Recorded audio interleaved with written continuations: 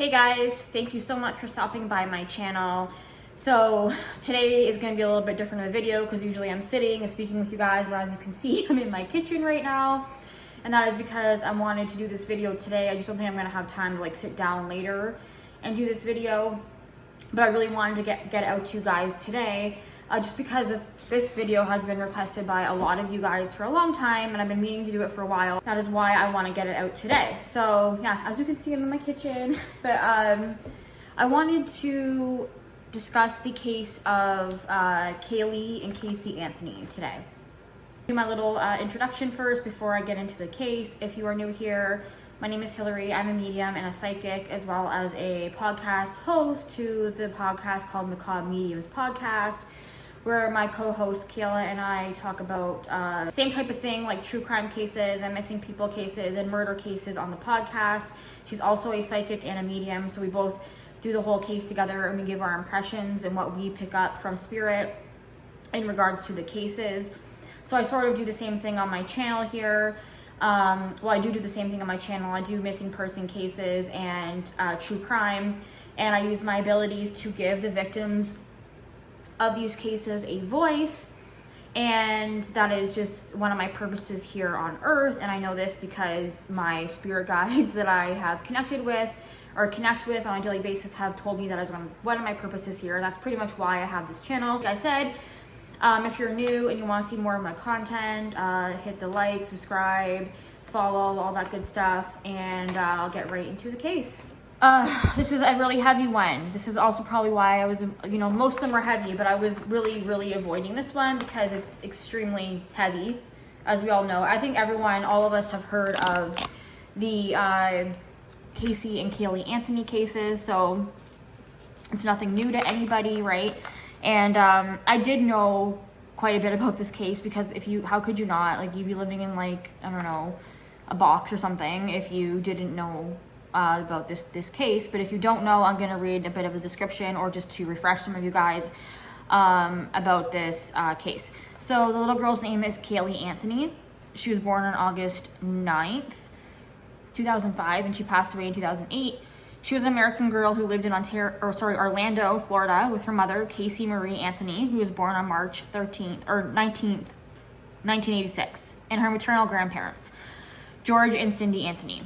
On July 15, 2008, she was reported missing in a 911 call made by Cindy, which is the grandmother, who said she had not seen Caylee for 31 days and that Casey's car smelled like a dead body and that like a dead body had been inside the car. Cindy and Casey had given varied explanations as to Caylee's whereabouts before finally telling her that she had not seen Caylee for 2 weeks. So Casey lied to detectives, telling them that Caylee had been kidnapped by a nanny on June 9th and that she had been trying to find her, too frightened to alert the authorities. She was charged with first-degree murder in October 2008 and she pleaded not guilty, of course. On December 11th, 2008, 2-year-old Caylee's skeletal remains were found with a blanket inside a laundry bag in a wooded area near the Anthony family's house. Investigative reports and trial testimonies varied between duct tape being found near the front of the skull and on the mouth of the skull. And the medical examiner mentioned duct tape as one of the reasons that she determined that her death was a homicide, while the cause of death was listed as as death by undetermined means. So this case really bugs me. So the trial lasted 6 weeks, from May to July 2011. The prosecution sought the death penalty and alleged Casey wished to free herself from parental responsibilities and murdered her daughter by administering chloroform and applying duct tape. The defense team, led by Jose Baez, countered that the child had drowned accidentally in the family swimming pool on June 16, 2008, and that George Anthony disposed of the body. No. The defense contended that Casey lied about this and other issues because of a dysfunctional upbringing, which they said included sexual abuse by her father, and the defense did not present any evidence as to how Caylee died, nor evidence that Casey was sexually abused as a child. But they did challenge every piece of the prosecution prosecution's evidence, calling much of it, quote, fantasy forensics, end quote. Caylee did not testify on July 5th, 2011, and the jury found Caylee not guilty of first-degree murder, aggravated child abuse, and aggravated manslaughter of a child. Okay, so I'm just, even though I do know about the case, it's been a while since I've been refreshed on the case as well, okay? Even as a medium and psychic, I haven't really, some of that stuff I didn't know until I did my reading, okay? So that is coming from like an article, right? What I just read to you guys about the whole entire case, like, you know, what you guys can just find if you Google it. So I'm just reading that with you now, and I just add it into my script. But I do the meditation before that, usually before I, you know, explain the whole situation or the whole case to you guys. So I just want to say that because it's just, sometimes it's shocking to me because some of the stuff that I'm reading, I'm like, oh yeah, I got that, and I got that in my meditation. But getting into my predictions. So I did connect with Caylee, and when she came through as a child. She felt a lot more grown up in her energy, but she presented herself to me as a child. Still, I think just because that would be, you know, from pictures I've seen of her and stuff, she wanted me to recognize her. So also I wanted to say that when she was talking to me, she was holding balloons. I don't know, I couldn't figure out why, and I didn't actually end up asking her because we didn't talk about it. I meant to, but I didn't ask her. But she was holding balloons. I don't know what the relevance is of that, but that's what she was holding in my meditation. So we say hi to each other, and I ask her, you know, we do like the small talk, and I ask her if she feels like talking about her mom or what happened. She nods her head, and, you know, she nods her head, and then the way she communicates with me is she starts to use my clairestience and my clairvoyance. The reason I tell you guys these things is because, like I said, I get impression, this is every psychic medium gets different things differently, and there's different ways we get them. So clairestience is clear feeling, and clairvoyance is in my visions, okay? So things I'm seeing, like, you know, when you're dreaming, that's the type of stuff that they'll show me. It'll be like flashes and images of that type of stuff. So that's the way she wanted to communicate with me. So this is how she communicated with me, okay? So my first vision, she shows me her mom giving her some sort of medicine on a spoon while Caylee is laying in bed. So in my visions, she shows me her laying in bed, her mom putting her to sleep and sitting on the bed with her, and then she's spooning her, which looks like some sort of cough medicine. I didn't get to ask her what type of medicine it was, but I felt like she was trying to tell me this because she was trying to tell me that her mother actually gave her medication often. I'm not getting like, you know, since birth, but I'm getting that like whenever Casey, her mom, wanted to go out and party, which she did often, or go out with her friends, and she wanted Caylee to go to bed early, this is what she would do. She would give her some sort of medicine. I'm not exactly sure what it is. She didn't tell me, but in order to put her to sleep.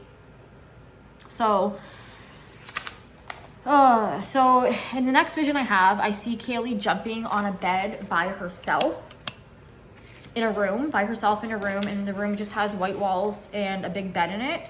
It's a fairly small room. Tell that it's daylight, like it's daytime outside, because there's a window, and the window is open and the blinds are open. I see Casey walk in the room and yell at Caylee to stop jumping on the bed. And in Casey's energy, I noticed that she's like very annoyed with Caylee. And in her voice, it seems like she's just in a rush to get back to something. But in her energy, it almost felt like she was just didn't want anything to do with her daughter. I'm just gonna say that, okay? And I do have to say, I forgot to say this in the beginning, this video is for entertainment purposes only. This is just allegedly what my predictions are, what I'm getting as a medium and psychic, and none of this is to be taken, I guess, too seriously or to heart or whatever. And everyone gets different, all of us get different things as psychics and mediums, so this is just what I was getting in my visions, okay? So for entertainment purposes only, but that is what I am getting. I did write down that she feels like her daughter is a burden, and I really get that in her energy. I'm not sure whose house this is, but I feel like it isn't Casey's house or her parents' house. I get the feeling that Casey and her daughter are just visiting or like staying with someone in this house, okay? And I am picking up on a male energy, so Then I get a vision of a male sitting on a navy blue, I wrote down maybe black couch, and he's watching television. And he, you know, he kind of has his arm up like on the couch, and then Casey walks back to him and sits down beside him on the couch. And they are just watching TV, and Caylee is still in the other room. And I got the feeling that Casey and her daughter are just visiting there or staying in this house for a short while.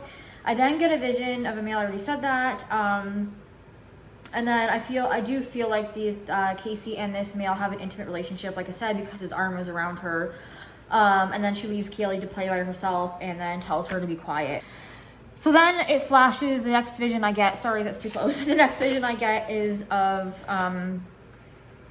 it's showing me Caylee being, okay, so it's gonna start getting heavy. And I do wanna say to everyone, this is a heavy case. I do put it in my description box below that this is a really heavy case, okay? So, and it's pretty straightforward too. Like, I got really straightforward things from Caylee, but the next vision she shows me is that she's being chloroformed. So, by her mother. Her mother is she's in the trunk of a car in the garage. And her mother is putting the is chloroforming her. In her garage, in the car trunk, which is what I said, and I'm guessing it's her mother's car, or maybe the man's, because her mother is the one doing it to her, so I just assumed it was her car or the man that's in the house's car. Now, I do know, like I said, I've been living under a rock or something. I do know that mom's car smelled like a dead body, and obviously I just read that as well in the article that I read you guys, and that safe to say that the vision I'm getting is her mom's car, okay? So I then see her mom put tape over Caylee's mouth, and she shuts the trunk. And then I start to get out of breath, like I can't breathe. Almost feels like asthma, but that's Caylee's making me feel like that because that is what she felt like at the time. And I start to feel out of breath, and I feel like at this point the male is still in the house, and both Casey and the male are still in the house. So I'm not sure how much time goes by, because I don't see anything else until this vision. So the next vision that I get from Caylee is I see an image, in my clairvoyance, I see Casey and this man driving, like, and then on one side there's no houses or anything, it's just like trees, like, and a field. On the other side there's also no houses, but I can tell that like a couple streets over, it's open though, it's open field, a couple streets over there's probably like a neighborhood. I have seen like a neighborhood and stuff, so it's not like it's a really closed off area, but I see them pull over on the side of the road there. This man, and he's got like, I'm gonna say black hair. He's about medium height. I'm gonna say he's sort of tan, maybe Spanish or Mexican. I'm sorry, I'm not good with that stuff, but I don't see any facial hair. He's wearing a black, like, collared, like kind of like what I'm wearing, but it's like a button-up shirt and jeans. And that's what I'm seeing. And then I see also Casey with him, and together they open the trunk and they lift, which I'm guessing is Caylee's body, because all I can see is them lifting like a long, I'm just gonna say it's a body because it looks like a body, but it's wrapped in like a ivory or white colored, it's not a bed sheet, it's sort of like thicker material than that, but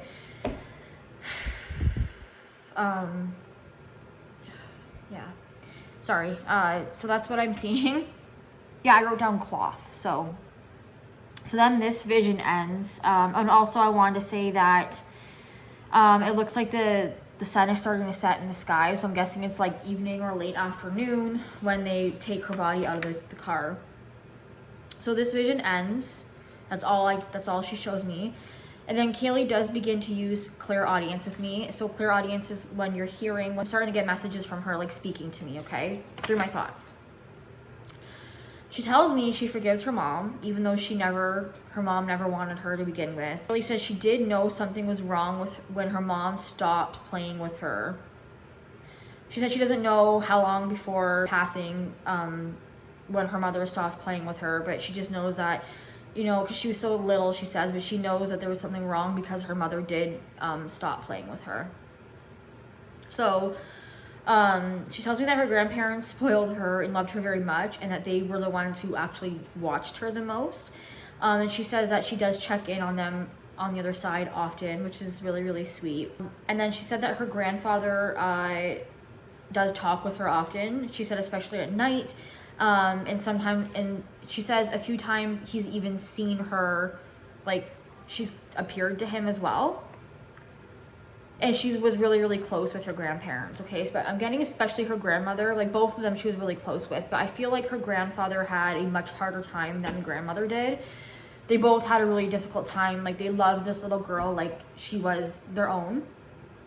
But I do feel like right after her passing that the grandfather had a tougher time with it. But yeah, she does say she forgives her mom. And then I do ask her, well, do you know, like, did you know where your body was after you passed away? And she said that she didn't. She still doesn't know where her body was. She says the only thing she literally can remember is that she was, at one point when she did pass away, she was staring down at her body in like a wooded area. She was like, oh, my body's there and I'm here. And then she said that's all she remembers.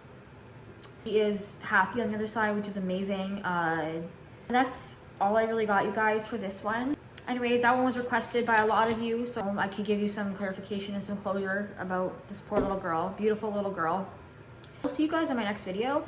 And oh, I just want to let you guys know that I did open my store up on Pinterest as well as Instagram. It's my tarot and book store, because I'm going to be creating self-help books soon.